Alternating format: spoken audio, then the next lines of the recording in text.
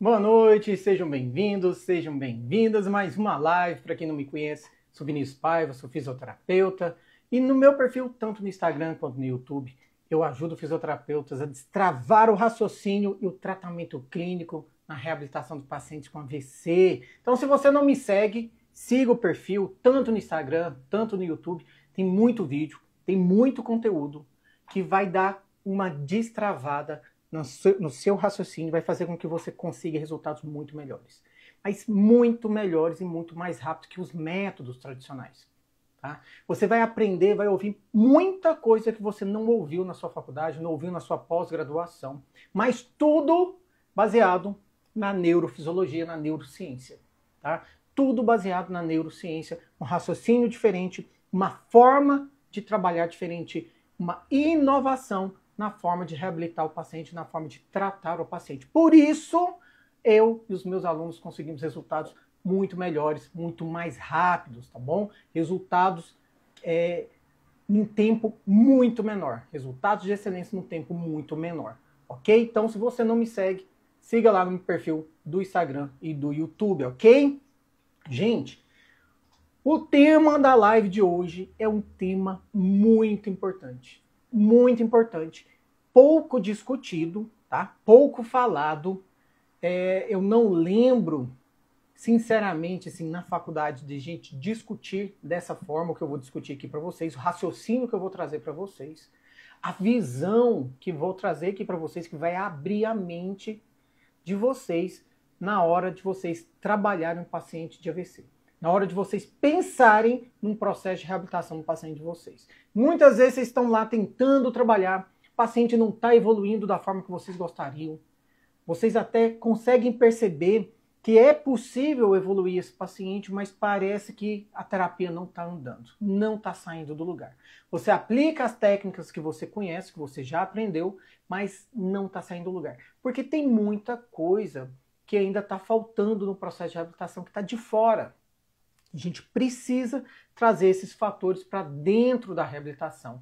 Abrir a mente, abrir a visão para poder conseguir um processo de reabilitação muito melhor, muito mais eficiente. Então, boa noite a todos que estão chegando aqui. Convidem outras pessoas que vocês conheçam que também trabalham com fisioterapia neurológica, trabalham com AVC, porque essa live de hoje aqui é essencial. É fundamental para a gente poder ter um resultado diferenciado com o paciente, ok? Então, boa noite a todos que estão chegando, sejam todos bem-vindos. A Elisângela, não sei, aqui, o Lourenço, sejam todos bem-vindos. Renato, Nira Físio, Ramon, doutora Fernanda Brito, Valéria. Então sejam todos bem-vindos e todas bem-vindas, ok? Bom, Vinícius, do que você vai falar que é tão importante, que é o divisor de águas, assim, para a gente poder ter um processo de reabilitação diferenciado no paciente AVC? Eu vou falar sobre a importância do controle pélvico no AVC. Eu vou mostrar por que essa estrutura ela é fundamental quando a gente pensar em reabilitar um paciente de AVC. Tá? É fundamental, é essencial, tá bom? Então, fiquem comigo até o final, participem da live, façam perguntas, tirem as dúvidas de vocês, porque eu vou estar aqui para responder, né? Vou procurar responder todas as dúvidas de vocês, ok? Gente, para iniciar, importância do controle pélvico no AVC. Primeiro, para a gente entender qual a importância do controle pélvico no AVC, antes da gente entender o processo patológico, a gente precisa entender o que é normal.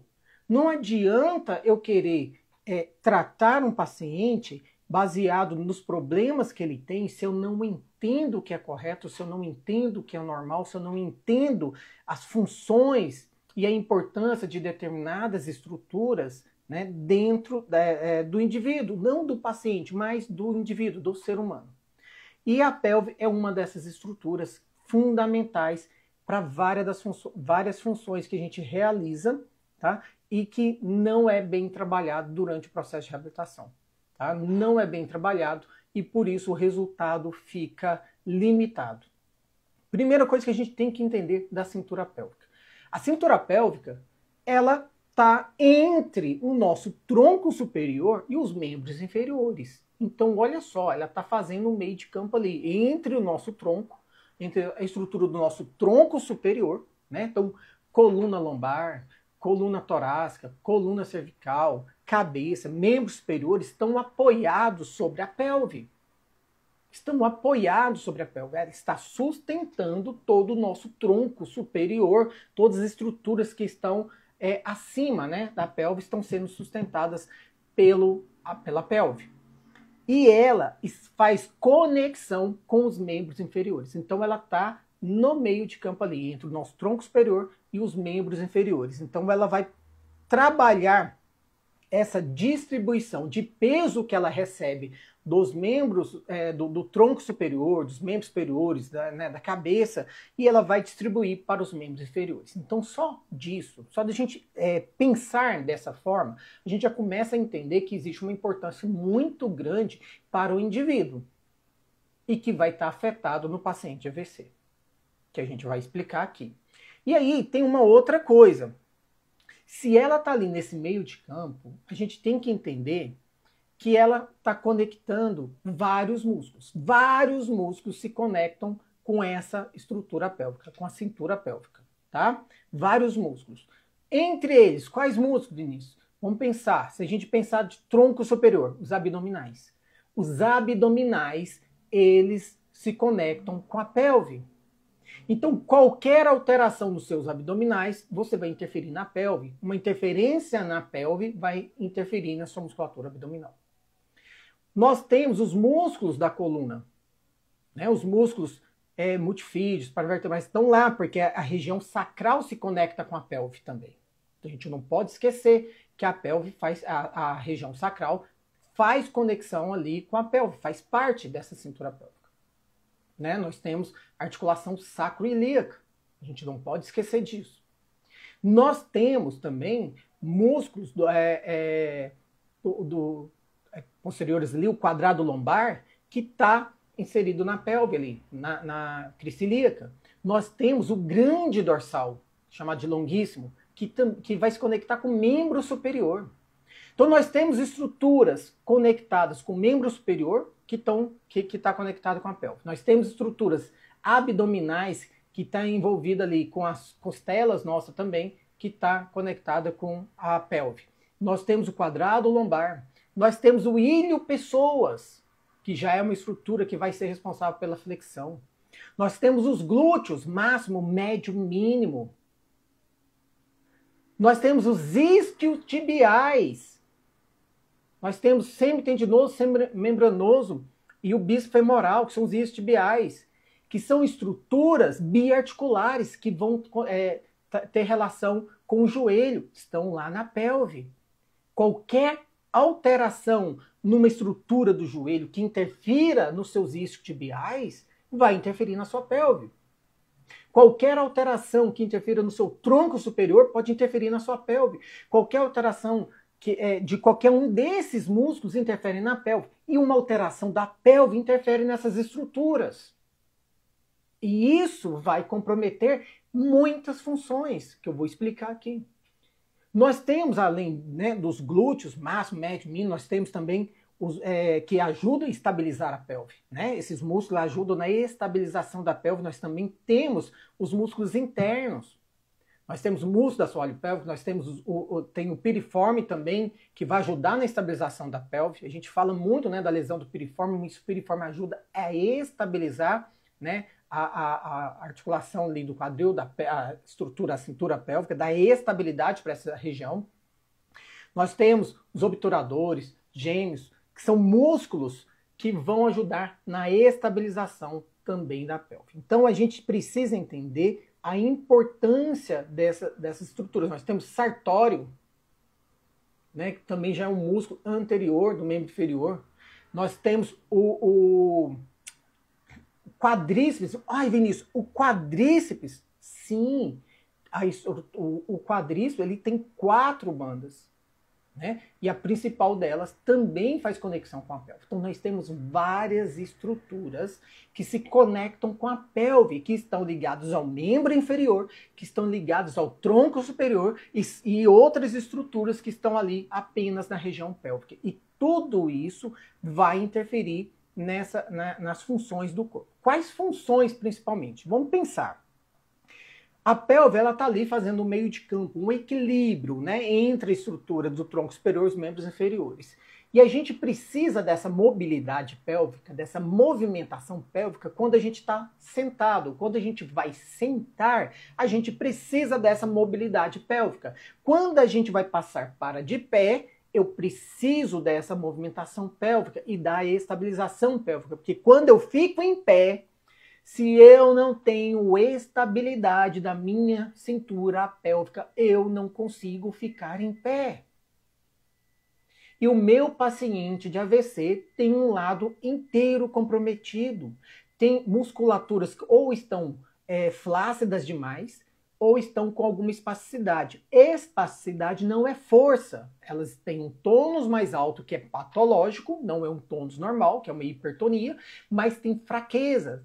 Ou seja, esse paciente tem um lado dele que ele não tem controle, ele não tem domínio, ele não tem controle motor. Ele não consegue fazer um controle suprassegmentar dessas estruturas e gerar estabilidade, alinhamento, organização, ou seja, está completamente em desequilíbrio, desalinhado, desajustado e pior, sem perceber esse lado comprometido, sem saber o que está acontecendo, sem saber onde está o pé, onde está o braço, onde está o quadril, porque ele não tem consciência corporal. Ele tem muita dificuldade de se organizar porque ele não percebe esse lado comprometido ou tem uma dificuldade muito grande de perceber esse lado comprometido. E se eu quero pensar, se a minha pelve ela é importante para eu passar para de pé, para eu sentar e para passar para de pé, para permanecer em pé, porque eu preciso da estabilidade dela, então ela é importante para eu caminhar. Ela é importante para eu subir e descer uma escada. Ela é importante para correr. Eu preciso da movimentação pélvica porque vou estar movimentando todo o meu centro de gravidade. Eu preciso que essa pelve, durante a marcha, dissocie. Eu preciso que essa pelve mantenha estabilidade para que ela não caia durante a marcha. Por que ela cai? Porque os músculos responsáveis pela estabilização da cintura pélvica não estão atuando. O principal deles durante essa estabilização, né, da queda da pelve, glúteo médio. Vocês já devem ter ouvido falar, né, do teste de Trendelenburg, que quando você faz o teste, você apoia uma perna, né, o outro lado que está elevado, ele desaba. Por que ele desaba? Porque a musculatura da perna que está apoiada não está sustentando e não mantém a estabilidade. Então o que acontece? Eu começo a desorganizar completamente. Eu começo a não ter respostas de movimentação dessa pelve. Eu travo o movimento. Meu movimento fica travado, eu não consigo alinhar, eu não consigo manter a estabilidade, então não consigo manter um controle postural. Que é controle postural? Alinhamento postural e equilíbrio. Não é só equilíbrio, é alinhamento postural associado a equilíbrio. Se eu preciso da minha pelve alinhada e estabilizada e eu não consigo, eu já perdi meu controle postural. Eu não vou conseguir me organizar e vou comprometer o meu equilíbrio. Esse paciente não vai conseguir ficar de pé da forma adequada. Ele vai ficar de pé gerando muitas compensações. Muitas compensações. E se eu tiro essas compensações dele, ele desaba, ele desmonta, ele cai. Uai, Vinícius, se o meu paciente, para ficar de pé, precisa fazer muitas compensações, porque ele não tem o controle, então não é melhor deixar ele com as compensações? Só que se a gente deixa o paciente cheio de compensações, ele está completamente desorganizado, ele está sobrecarregando estruturas e ele continua sem controle sobre o corpo, sem o controle do movimento. E isso vai provocar muitas alterações dele e depois a gente não consegue corrigir. Eu preciso dar condições para que o meu paciente chegue na postura alta com o máximo controle possível, com o máximo domínio possível. E a cintura pélvica é essencial nesse mecanismo. Por isso eu falo e gera muita controvérsia, gera muita confusão, inclusive com alunos meus, que eu tenho, aí eu vou explicando até que eles vão entendendo, ou imagino que vão entendendo, né? Mas por que eu falo que gera muita controvérsia? Porque eu falo sempre o seguinte: quer trabalhar marcha com seu paciente? Nunca, jamais, em hipótese alguma, anotem isso. Se você quiser trabalhar marcha com seu paciente, pode ser de AVC, pode ser o paciente idoso, pode ser o paciente Parkinson, nunca, jamais, em hipótese alguma, começa a trabalhar marcha com seu paciente em pé, começa a sessão com o paciente em pé. Por quê? Porque ele não tem controle postural, porque ele não tem domínio sobre as estruturas do corpo, porque ele não tem organização, porque ele não tem percepção corporal. Se você coloca esse paciente em pé e quer trabalhar com ele, ele está cheio de compensações e você não consegue tirar, porque se você tirar, ele desaba. Então você não consegue desarmar o paciente, você não consegue reorganizar o paciente. Não pode começar um trabalho de marcha com o paciente em pé, porque você não consegue evoluir. E, deixa eu ver aqui, alguém perguntou. A C. Santos falou que: oi, doutor, eu sofri um AVC isquêmico há 6 meses e meu braço e minha mão esquerda não mexem. Você está fazendo fisioterapia? Responde aí para mim, por favor. Conta aí primeiro, se você está fazendo fisioterapia, se já fez, para eu poder entender um pouco o que está acontecendo com você, tá bom? Então, a pelve, ela é essencial nessa organização. Quando eu penso em reabilitar um paciente de AVC, eu preciso entender o que é normal, eu preciso entender a função daquela estrutura, eu preciso entender quais estruturas biomecanicamente são importantes naquela posição, naquela postura. Então eu quero levar meu paciente a fazer a marcha dele, né? Que é a primeira coisa que as pessoas pensam: meu paciente de AVC, eu quero caminhar. Então eu quero devolver a marcha para o paciente da melhor forma possível. Eu preciso entender quais estruturas estão envolvidas e eu preciso trabalhar essas estruturas antes de colocar o paciente em pé. Vinícius, isso leva quantas sessões? Na mesma sessão. É na mesma sessão, é uma progressão. Você não espera 2, 3 sessões para colocar o seu paciente em pé. Você tem que colocar o seu paciente de pé de cara. Ah, mas ele não tem condição. Você vai trabalhando isso dentro da sessão. Ah, mas ele vai chegar perfeito? Lógico que não. Ele não vai chegar perfeito em uma sessão. Você precisa construir seu paciente. Você precisa moldar o seu paciente. Eu falo que o fisioterapeuta neurológico, ele é um escultor. Você precisa esculpir seu paciente. Você precisa moldar seu paciente. Você precisa dar condições para que ele chegue na postura mais alta ao final da sessão, na melhor condição possível. Vai chegar perfeito? Lógico que não, mas vai chegar melhor do que se você tivesse começado com ele em pé direto. E na segunda sessão vai ser melhor do que a primeira. E sempre o final da sessão tem que ser muito melhor do que o início. Ou seja, seu paciente evolui em toda a sessão. Seu paciente evolui em toda a sessão. Essa história que paciente neurológico não evolui, balela. Se o paciente neurológico, como é o caso aí da C. Santos, não está evoluindo, porque alguma coisa está errada. Ou ela não está fazendo a terapia, ou essa terapia não está sendo feita de forma correta. Essa é a realidade. Deixa eu ver aqui. Então, conta aí pra gente, tá? A C. Santos, né? Ela falou aqui, ó. Estou fazendo fisioterapia há 4 meses. Meu braço e minha mão esquerda não mexem. Então, tá tendo algum problema aí nessa fisioterapia sua. Se você quiser comentar com a gente o que está sendo feito na fisioterapia, porque o que acontece? Nós aprendemos a trabalhar na fisioterapia, na faculdade, a ter uma visão que, infelizmente, limita o processo de reabilitação. E eu falo isso, mas eu aprendi da mesma forma e todo mundo que está saindo hoje está aprendendo da mesma forma ainda. Eu formei tem mais de 20 anos. A mesma coisa que eu vi, o mesmo processo de tratamento, a mesma forma de pensar o tratamento do paciente, de raciocinar o tratamento do paciente, que eu tive há 20 anos atrás, as pessoas têm hoje em dia.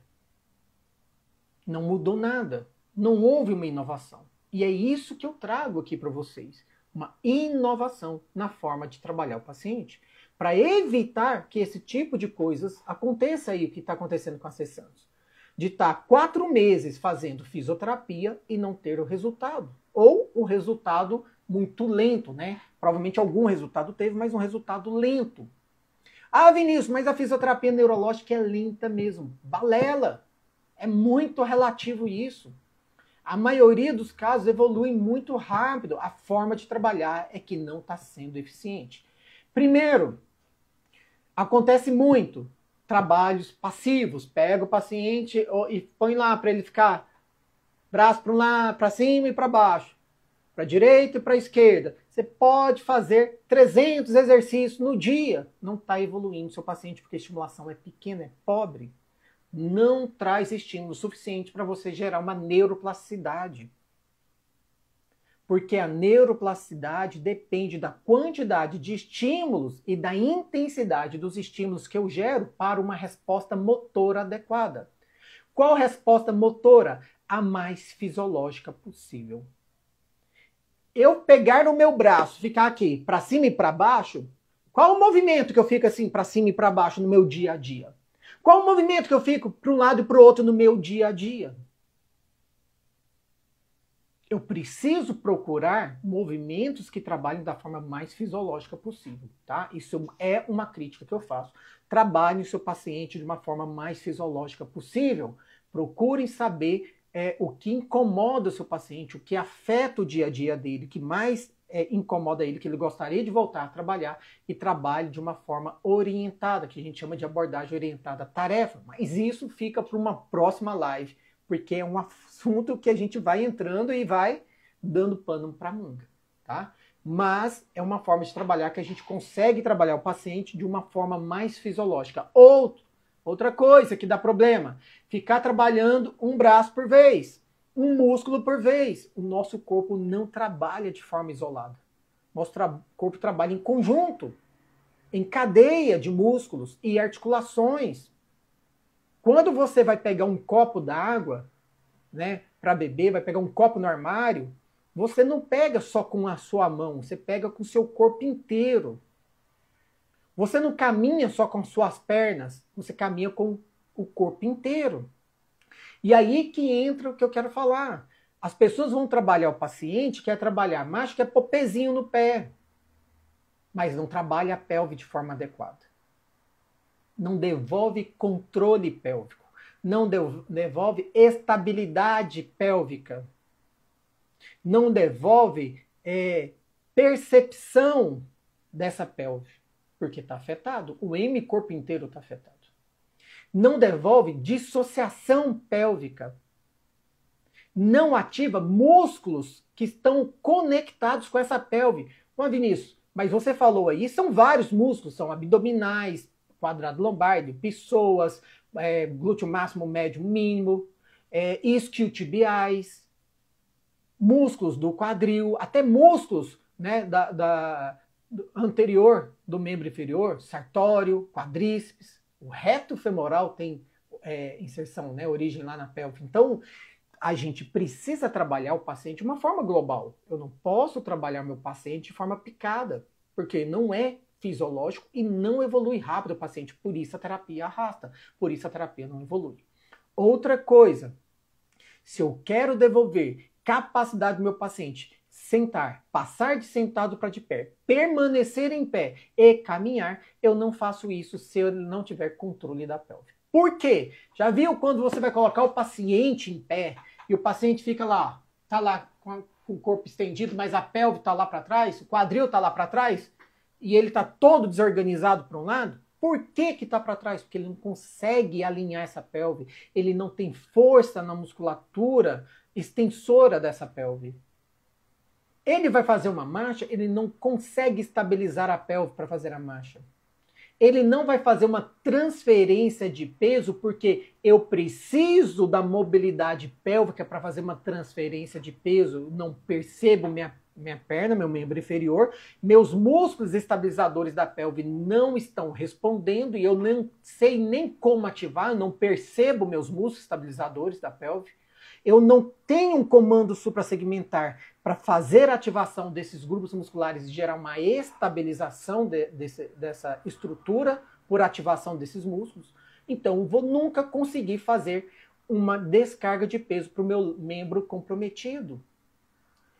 Pode pôr pezinho no pé o tanto que você quiser. Pode pôr o paciente para pôr o pé em cima de um paninho e arrastar para frente e para trás. Não vai resolver. Não resolve. Vai arrastar o processo de reabilitação do seu paciente e não sai do lugar. Por quê? Porque o foco está no lugar errado.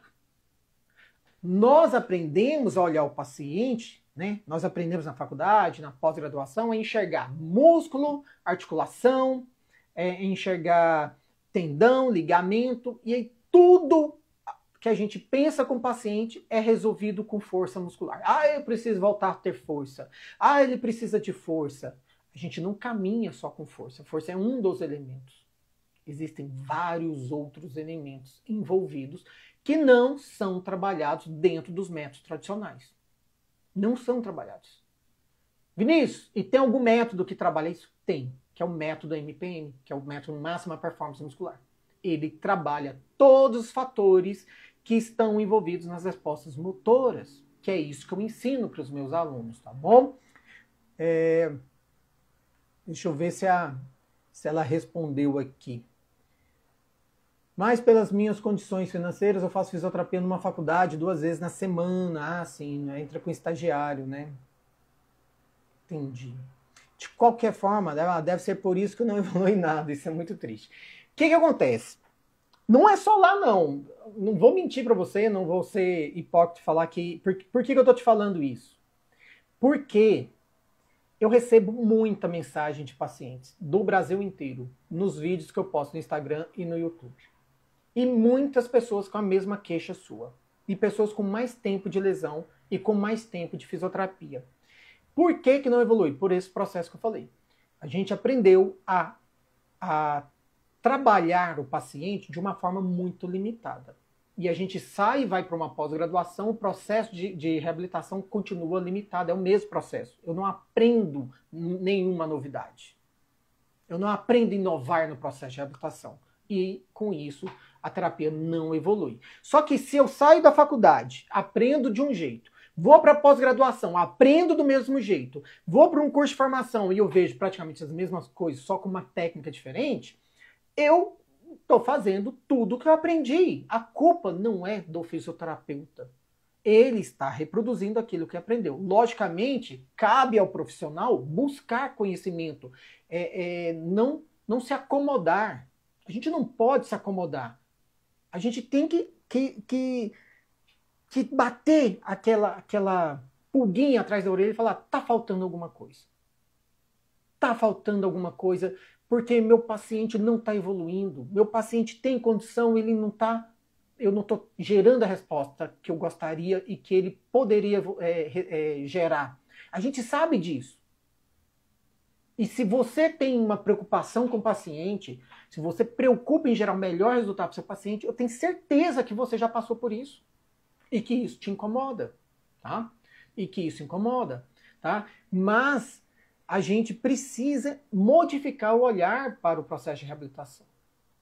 A gente precisa inovar na fisioterapia. E inovar não é trazer equipamentos, é inovar no processo de reabilitação, na forma como eu trabalho o meu paciente, na forma como eu penso o meu ambiente de trabalho. o ambiente que eu crio para trabalhar com o meu paciente. Então, Acedo Santos, eu vou te falar uma coisa. Sem trabalhar, presta atenção que eu vou te falar, sem trabalhar fatores neurais dentro dos exercícios, dificilmente você vai evoluir bem.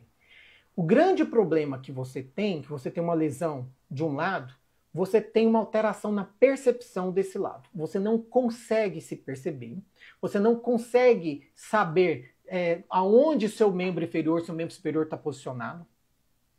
Né? Eu sei que meu braço está aqui do lado esquerdo, eu sei que meu braço está aqui em cima da mesa, e o paciente VC, ele altera isso, alguns com maior intensidade, outros com menos, mas essa percepção, ela está alterada. É como se a gente tivesse com esse lado dormente, né? Quando a gente fica em cima da perna e você vai levantar e a perna, né, formiga tudo, e adormece e parece que você está pisando e o pé está no ar, você está com o pé no chão e parece que o pé está no ar, você não está percebendo ele direito. Então isso faz com que a gente altere toda a capacidade de perceber não só o membro, mas as articulações, os músculos, e o nosso sistema suprassegmentar, nosso encéfalo, ele não consegue mandar comandos para essas regiões porque essa percepção está comprometida.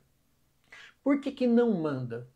Porque são essas informações sobre tudo que acontece com o seu corpo, com o músculo, se ele está alongado, se ele está encurtado, se ele está tenso, se ele está relaxado, se a articulação flexionou, estendeu, se movimentou o joelho, se movimentou o dedão do pé, se abriu os dedos do pé, se fecharam, se dobraram, se estenderam. Toda essa informação do que acontece com o nosso corpo em relação às outras partes do corpo, em relação ao ambiente que a gente está, né, dependendo se você está caminhando, se você está sentado, se está na sua casa, se você está num lugar onde a calçada é irregular, o ambiente que você está envolvido está refletindo no seu corpo.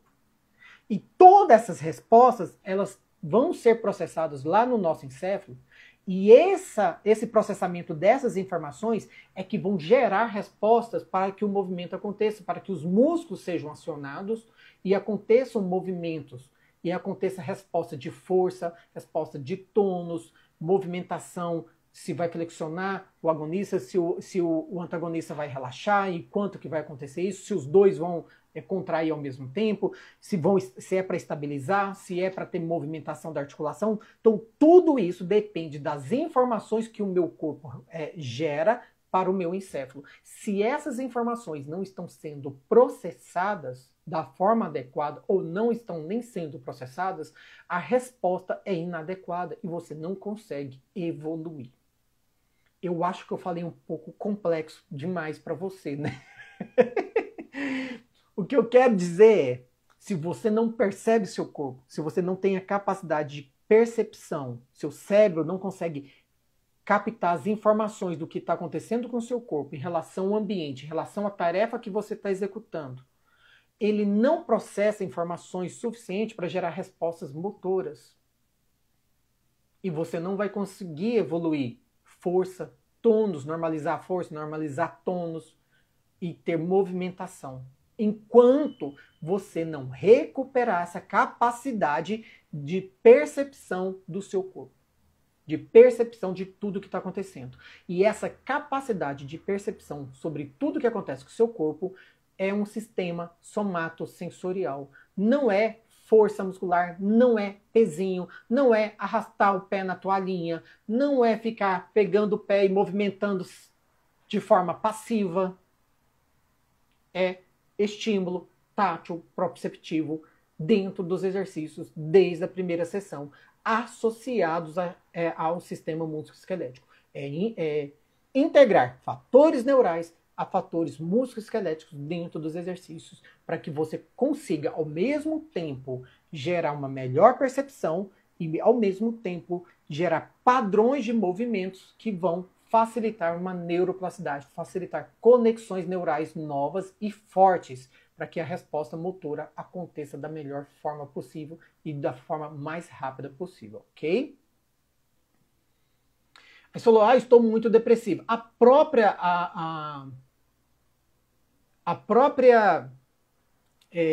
lesão, ela pode gerar essa depressão. Então pode ser, logicamente, você está chateada porque você não está evoluindo da forma que você gostaria, porque você teve um AVC, mas a própria condição, ela também gera uma alteração no sistema de humor nosso, né? Então isso vai ficar comprometido sim em você também, tá? Então isso é um fator, porque a gente acha que o único problema no AVC é a questão motora. Eu até falei numa live sobre isso, né? Falei sobre as sequelas, né, do AVC, e não é o único comprometimento, não é só motor, tá? Tem vários outros comprometimentos, inclusive essa questão da depressão, da ansiedade, faz parte dessa alteração também, tá? A Rosângela colocou aqui, MPM, melhor método para reabilitar paciente com AVC. A doutora Rosângela é aluna, né? Tá finalizando agora a formação, que é um curso de formação no método Massa Performance Muscular, e tá tendo resultados excelentes. Não vamos conversar ainda, doutora Rosângela. Espero que você me dê o ar da graça para a gente trocar uma ideia aqui, tá bom? Deixa eu ver aqui. Ela colocou aqui. Ixi, peraí, deixa eu voltar aqui.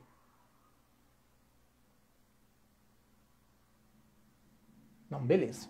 Tá bom? Então, a C. Santos, fala lá isso que eu passei para você, tá? Fala para as pessoas, ó, assiste lá essa live do Dr. Vinícius, eu fiz uma pergunta, ele explicou lá isso e tal, tal, tal.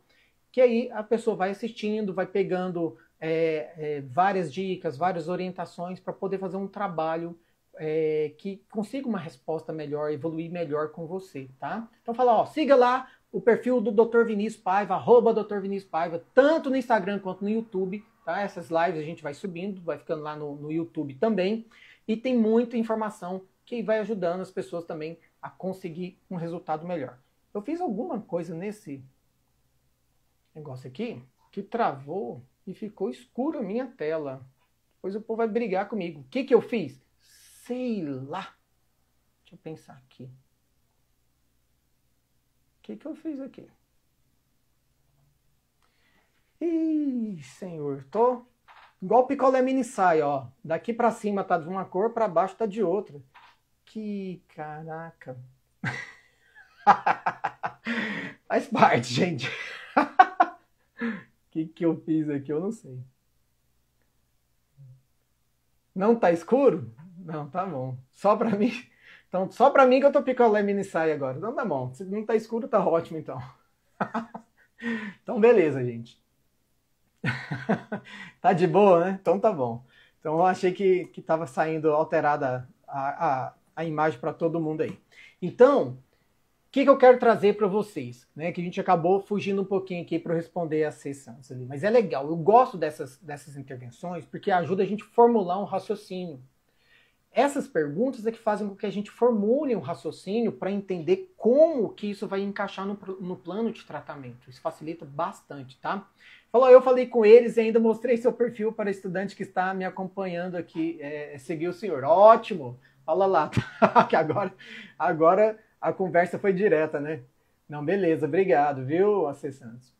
E aí, gente, o que acontece?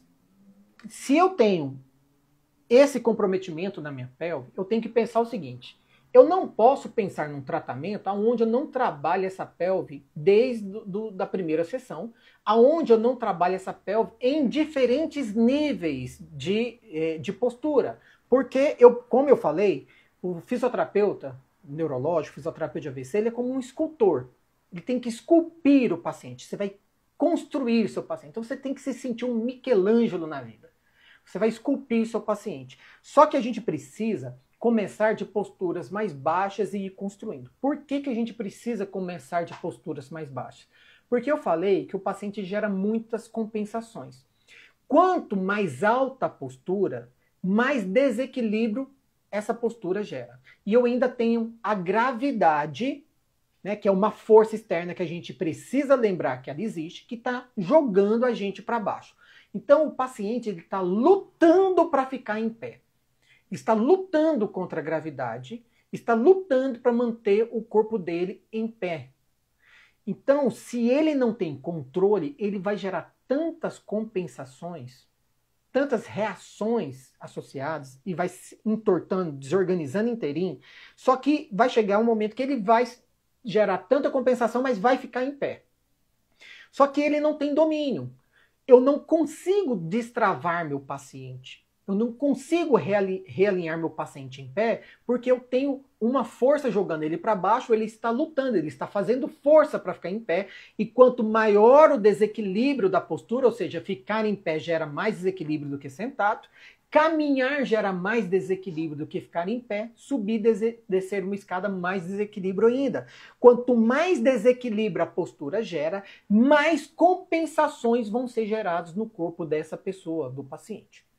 E aí, mais difícil fica trabalhar com ele. Ele não consegue se reorganizar. Então, eu preciso eliminar essas compensações. De que forma a gente elimina essas compensações? Trazendo o paciente para posturas mais baixas. Eliminando a gravidade. À medida que eu vou evoluindo, passo uma postura prono, supino, passo para sentado, para gatas, para ajoelhado, para semi-ajoelhado, eu vou subindo o meu paciente, eu vou construindo com ele. Em cada uma dessas posturas é possível trabalhar a pelve, deve-se trabalhar a pelve. Deve-se trabalhar a pelve. Então, não adianta você ficar fazendo 300 mil exercícios com seu paciente que não geram respostas nenhumas se você não focar no paciente, não for assertivo aonde você precisa trabalhar e gerar os estímulos mais adequados, estímulos mais intensos, mais eficientes para o seu paciente. E isso é que vai moldar o seu paciente. É isso que vai fazer com que você construa o tônus dele. Se o tônus está alto, ele vai baixando para o normal. Se ele está baixo, ele vai subindo. Se tem uma instabilidade articular, eu vou estabilizando. E eu vou dando condições do meu paciente à medida que eu vou evoluindo a postura com ele, eu vou trabalhando as mesmas coisas. Porque cada vez que eu subo a postura, ele vai se desorganizar, porque a postura vai gerar um grau de dificuldade maior para ele. Ah, Vinícius, então eu não vou evoluir a postura. Vai, você tem que evoluir com o paciente. Não pode ficar só em uma postura a sessão inteira. Você tem que evoluir até chegar com o seu paciente na postura mais alta possível. Se for em pé, a postura mais alta que seja em pé. Mas você precisa dar condições para que ele chegue nessa postura mais alta da melhor forma possível, para que ele gere o mínimo de compensações possível e você consiga gerar padrões de movimentos mais corretos possível, porque isso vai gerando aprendizagem motora para ele. Se a gente reforça padrões incorretos, reforça padrões cheios de compensação, você está reforçando na mente dele aquele padrão errado. Para quebrar isso se torna muito difícil, tem que tomar muito cuidado, ok? Faz sentido isso para vocês? Consegue entender o que eu quero dizer de construir o paciente? De moldar o seu paciente até chegar na postura mais alta da melhor forma possível. Por isso que não pode começar com o paciente em pé, porque senão a gente não consegue trabalhar com ele, não consegue evoluir. Faz sentido isso para vocês? Responda aí, por favor. O pessoal está chegando aqui. Boa noite, quem está chegando? Leandro.